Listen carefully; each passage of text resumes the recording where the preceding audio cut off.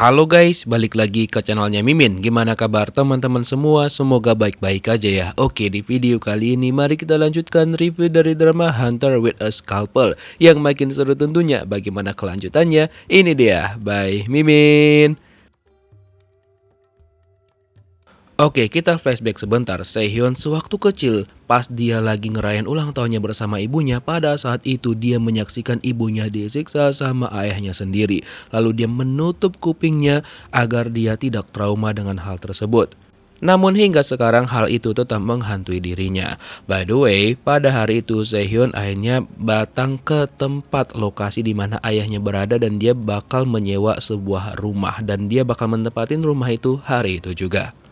Sementara itu Jung Hyun lagi bersemangat untuk memecahkan kasus killer berantai. Jadi dia memeriksa semuanya dan juga hal-hal yang berhubungan dengan si killer, tapi dia masih belum bisa mendapatkan jawaban. Hingga akhirnya salah satu anggotanya mengatakan bahwa dia sudah mengumpulkan CCTV dari yang terjadi kepada Dr. Oh beberapa waktu yang lalu.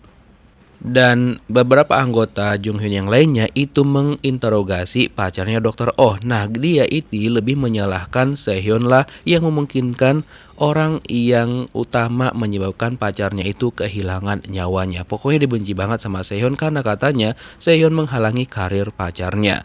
Tapi anggotanya Jung Hyun kayak nggak mau ngebahas itu dengan Jung Hyun karena nantinya bisa mengganggu penyelidikan mereka dan juga hal yang disebutkan sama pacarnya Dr. Oh tuh kurang masuk akal gitu.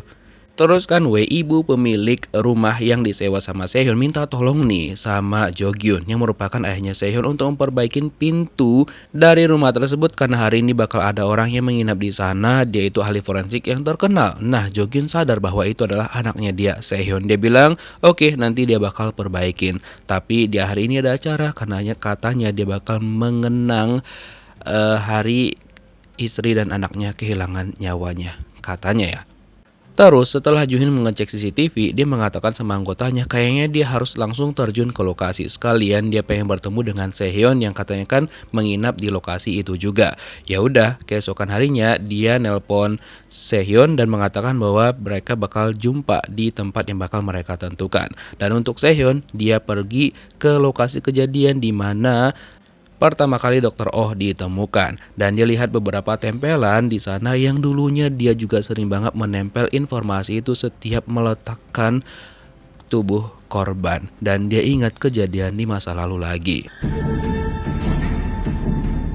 Kejadian di mana ayahnya itu menghabisi nyawa ibunya sendiri dan agar Sehyeon aman dan juga nggak diapa-apain sama ayahnya, dia bertindak membersihkan apa yang dilakukan sama ayahnya. Nah, sejak saat itulah Sehyeon selalu disuruh sama ayahnya untuk membereskan setiap orang yang udah dipotong-potong tubuhnya sama ayahnya.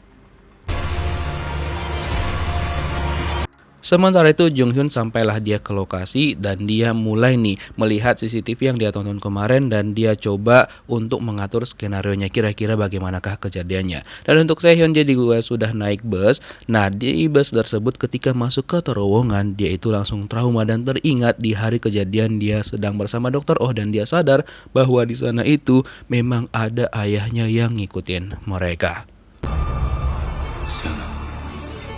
Dan untuk Jung Hyun sampailah dia di rumahnya Dr. Oh dan dari CCTV yang dia lihat bahwa itu adalah tempat terakhir Dr. Oh dan juga orang yang mengikuti dia terlihat terakhir kalinya.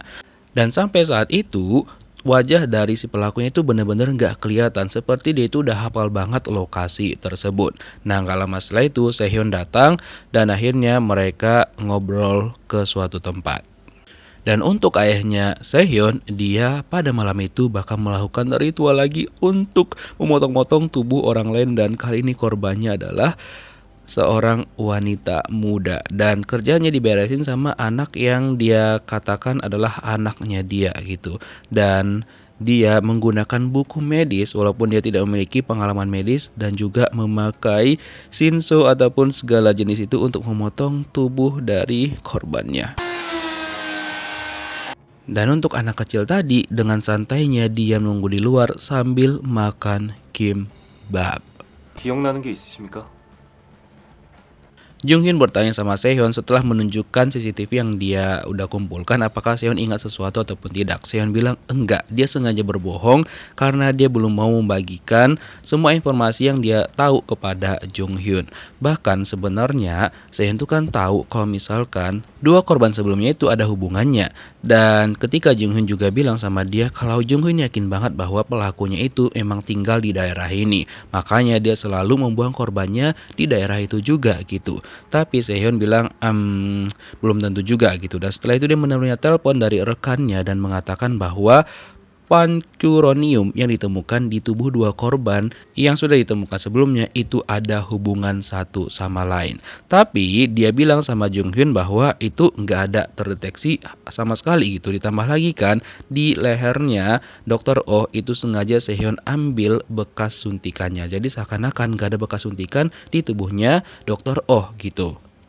Karena tujuannya Sehyon adalah dialah yang pengen menghabisi nyawa ayahnya sendiri dan dialah harus orang yang pertama yang menemukan ayahnya. Jadi pas dia lagi jalan keluar mau pulang, dia menemukan tubuh seorang wanita di mana tubuhnya itu dijahit juga dengan benang jahit yang selalu dia lihat di tubuh korban-korban yang lainnya. Jadi pada hari itu dia itu pengen menghilangkan jejak lagi bekas suntikan yang dibuat sama ayahnya, terus tiba-tiba nggak jadi karena ayahnya menelpon. Dan ketika dia angkat, betapa kagetnya Sehyon bahwa yang ngomong sama dia adalah ayahnya sendiri. 아빠 목소리도 까먹은 거야? 예전에 생일 축하해. Sehyon gemetaran banget karena menerima telepon dari ayahnya, lalu dia mencari di mana keberadaan ayahnya. Dan dia melihat ada seorang anak yang membawa koper, lalu dia ikutinlah anak tersebut. Dan ketika dia sudah sampai di ujung dari gang tempat dia berjalan, dia masih belum bisa menemukan ayahnya, bahkan si anak tadi itu menghilang. Dan ayahnya bilang kepada Sehyon bahwa dia merindukannya. Hingga akhirnya Sehyon menemukan ada koper di sana dan ada juga makanan di atasnya. Makanan yang disediakan sama ayahnya untuk Sehyon yaitu kimbap. Setiap mereka ataupun ayahnya melakukan penghilangan nyawa kepada seseorang. Dan Sehyon cerita sama ayahnya bahwa dulu dia itu sempat hampir menghilangkan nyawa ayahnya. Mungkin gara-gara itu ayahnya kan kakinya sempat pincang tuh. Dan kali ini Sehyon tidak akan membiarkan ayahnya lolos gitu aja. Dan ayahnya bilang, oke, aku terima tantanganmu. Sampai ketemu nanti anakku. Nah setelah itu Sehyon makan kimbap yang diberikan sama ayahnya sebagai tanda bahwa dia menerima tantangannya. So, kira-kira bagaimanakah kelanjutan kisahnya? Kita lihat di next episode. Thank you for watching guys. See you on next video. Bye-bye.